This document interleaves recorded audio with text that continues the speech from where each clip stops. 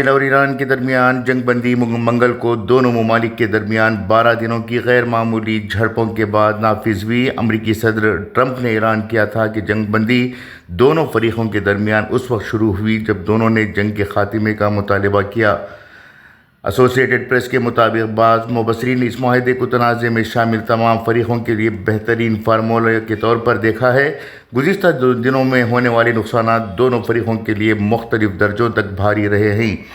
اس جنگ میں اسرائیل کو روزانہ سینکڑوں ملین ڈالرز کا نقصان ہوا کیونکہ ایرانی میزائل اور ڈرونز کا مقابلہ کرنے کے لیے انٹرسپٹر میزائلز کی لاگت بہت زیادہ ہے۔ ماہرین کے اندازوں کے مطابق یہ لاگت ہر دن 200 ملین ڈالر تک پہنچ جاتی تھی۔ تل ابیب میں institute for national security studies کے ایک سینئر محقق بوہشوا کالسکی کے مطابق ڈیوڈ سلنگ سسٹم جو مختصر اور طویل فاصلے تک مار کرنے والے میزائلوں کو مار گراتا ہے، اس کو ایک مرتبہ ایکٹیویٹ کرنے کی لاگت تقریباً $7 لاکھ ہے۔ وال اسٹریٹ جرنل کے مطابق کالسکی نے کہا کہ ایرو 3 سسٹم ایک اور نظام ہے جو محاذ آرائی کے دوران طویل فاصلے تک مار کرنے والے بیلسٹک میزائلوں کو مار گرانے کے لیے استعمال کیا جاتا ہے۔ اس کی لاگت تقریباً $4 ملین فی مداخلت ہے۔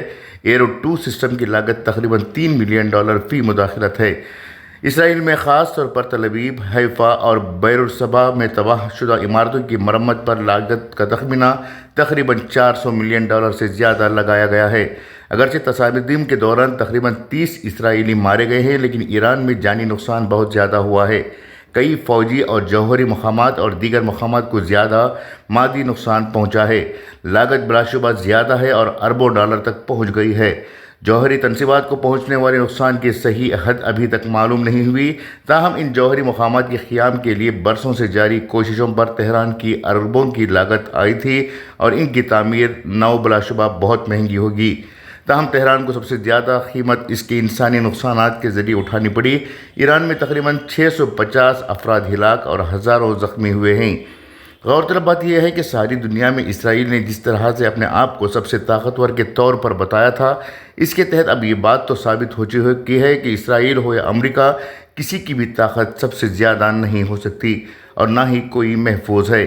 اسرائیل پر ایرانی حملوں نے محض 12 دنوں میں اسرائیل کی کمر توڑ دی ہے۔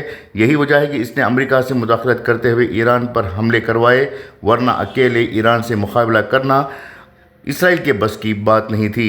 اگر جنگ مزید دنوں تک جاری رہتی تو شاید تیسری جنگ عظیم کا خطرہ تو تھا ہی، ساتھ میں اسرائیل کا نشان بھی مٹ سکتا تھا۔